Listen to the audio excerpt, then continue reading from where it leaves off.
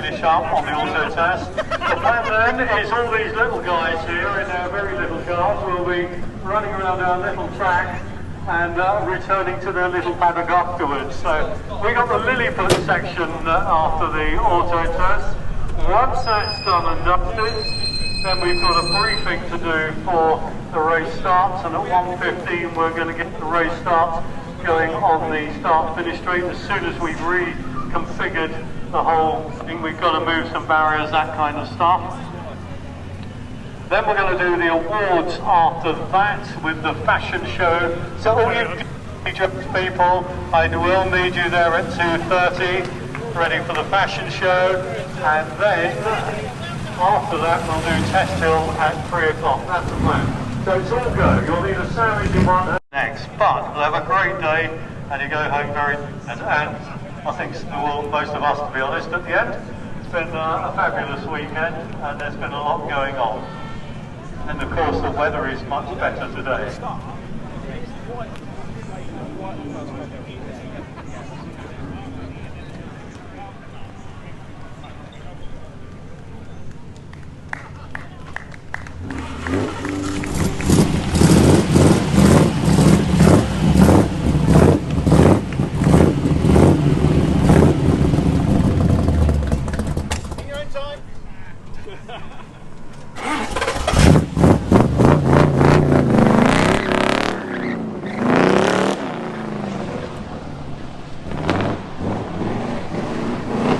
Well, we did promise you we'd end on spectacle, and I don't think you're going to get a much bigger spectacle than the Curtis 5005 going round, and that lovely 5-point lift 4-litre Cadillac V8 under there. Cadillac engine was also used in the Allard J2. Sydney Allard was a huge fan of those engines. So, that's it guys, give us all a big hand, and whilst you're at it, may I ask you to give a big hand please to all these people in Highways Jackson. Without these guys marshalling and organising and timekeeping, this wouldn't happen. Now we haven't finished yet, we've now got the little guys coming on. This is the mini-me section of motorsport. This is the Lilliput of motorsport, the cycle carts, and they will be making their way around as soon as we've got those cones out of the way. He's working hard and faster, and then the cycle carts, which are already piled up and we're ready to go, will move on to the circuit.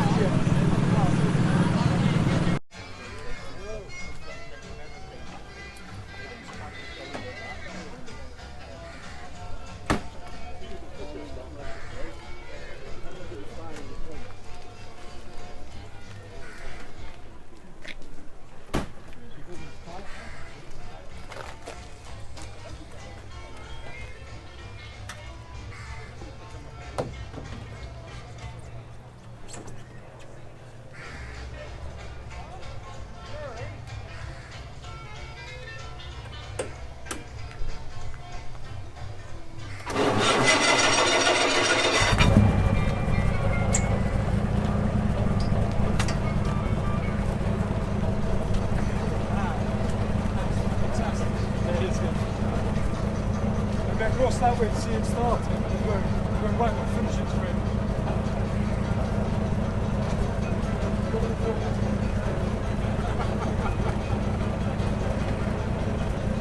We'll reserve it for the stage.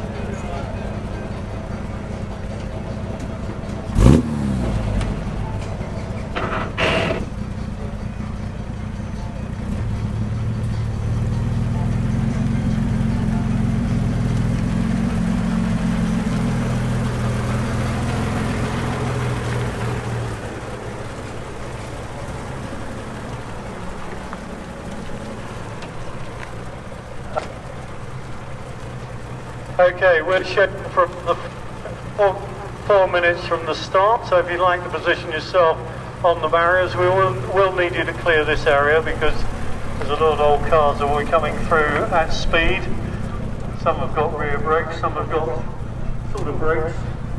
So it's not very helpful that it needs human flash, particularly when it's dangerous. So make sure you're well out of the way of any moving vehicles.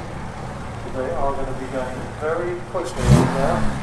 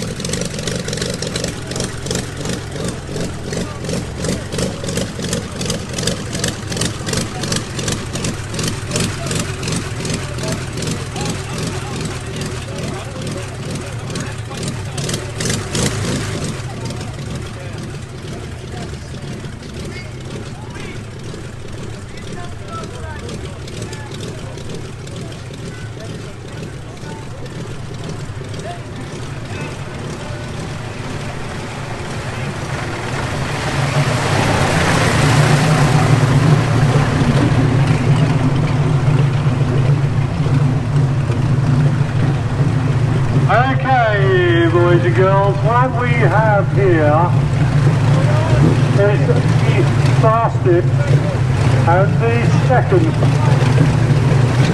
car that ever went around Brooklyn. On your right, probably Alan Wynne in the Napier Railton.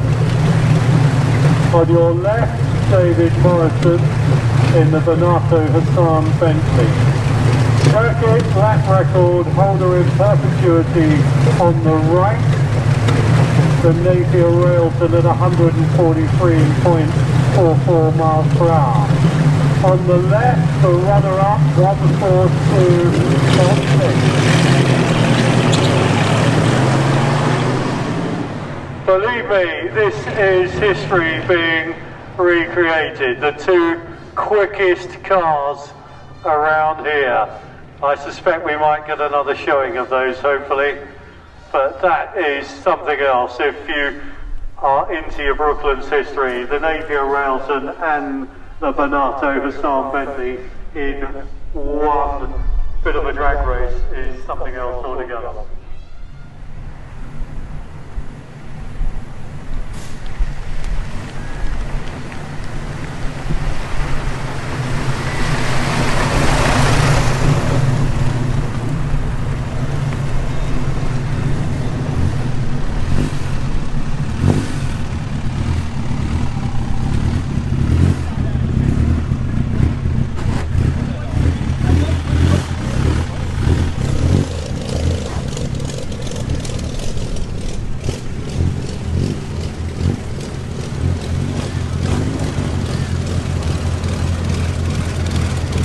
Now this is an interesting compilation of cars. We've got this wonderful and beautiful engineering of John Bugatti sitting alongside the sheer brutality of the Cliff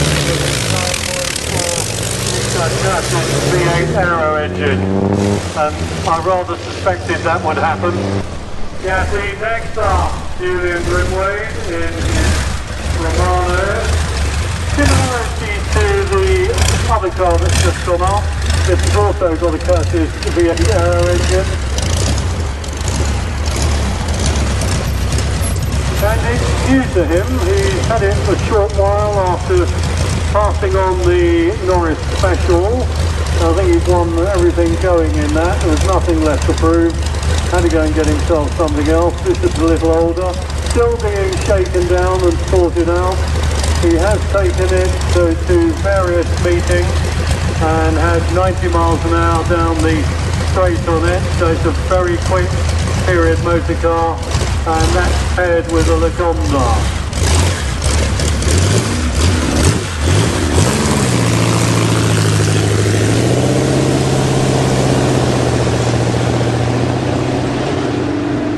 Okay, that was Peter Morgan is actually responsible, especially you get these days, with the head-to-car radio system. They tried it out back in the 30s. So we've now got a Morgan three-wheeler. It's amazing. This would have been a pretty candies actually. It would have been running against each other quite often. Each had their own particular benefit and drawback. And this Romano is just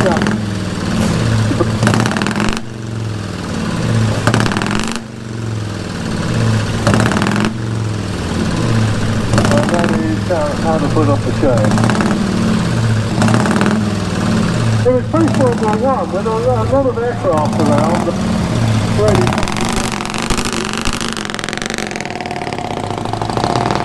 And as the engines were sitting there doing nothing, a lot of people decided they might as well stick them in a car and go racing with them. A lot of them didn't like the noise.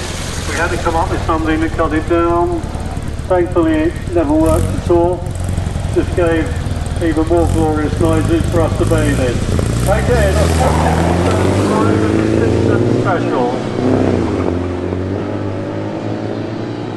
There's a good 30 plus years between these two.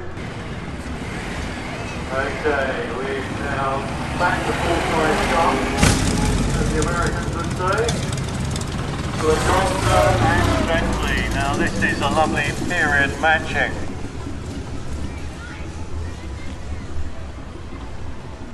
And once this is dispensed with, we've got an even bigger treat for you.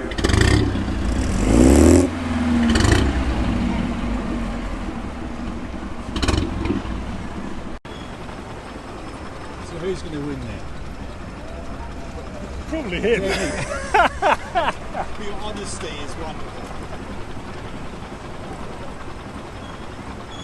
We'll give it a go. Yeah.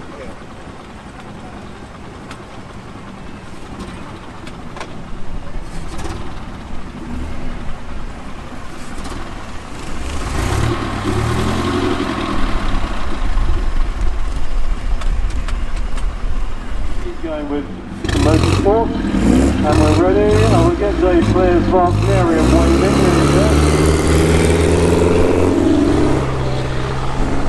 Now that's unusual, I wouldn't have expected that.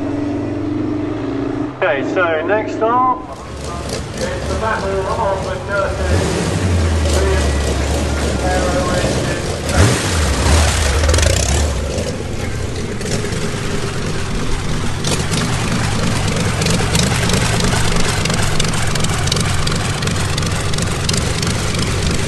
So at 9 for the left.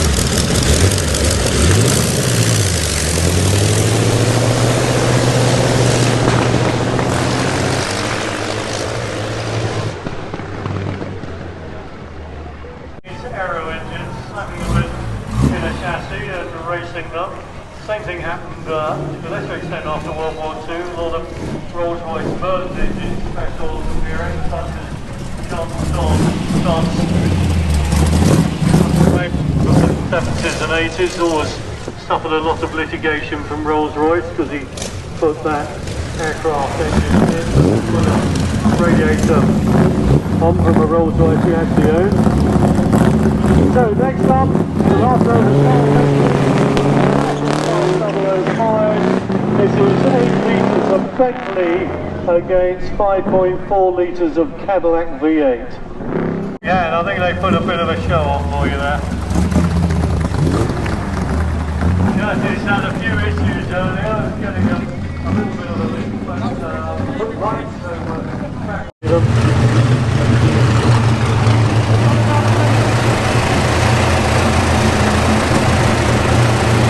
now, some of you may have noticed with the Navia, it has a very advanced price start in 1930, and that's largely because of the fact that it was an old racing car that nobody really wanted to do anything. It was used for parachute testing for aircraft. They used to correct an aircraft flight path with a parachute, so they used it to test it. They put grip brakes on the back. The other interesting fact about it is it does have a registration mark, so it is actually a road legal car.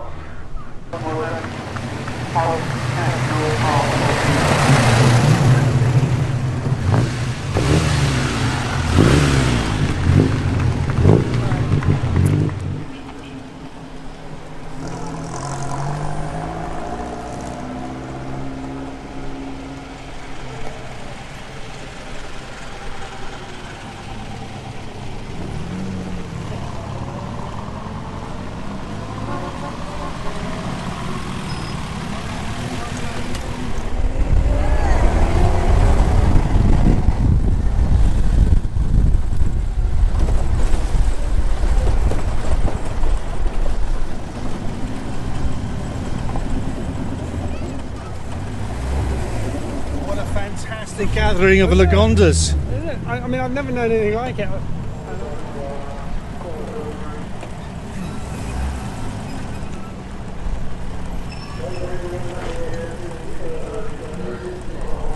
It's the only red one here as well. It stands out from the crowd, doesn't it?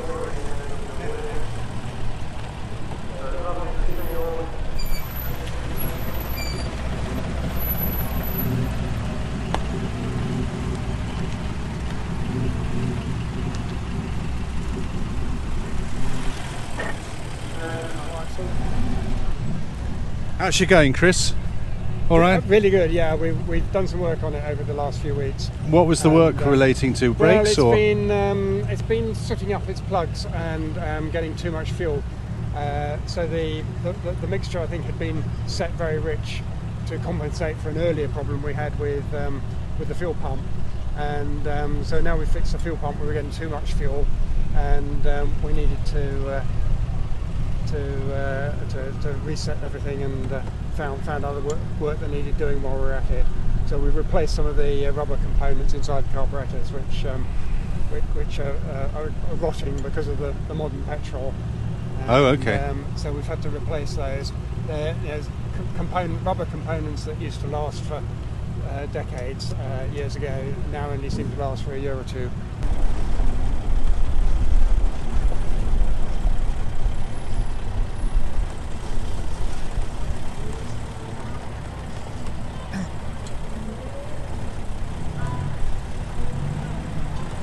Thank you, Keith. Good work. Now we've just got to park them all up again, haven't we? Sorry? We've got to park them all up again now. Yes.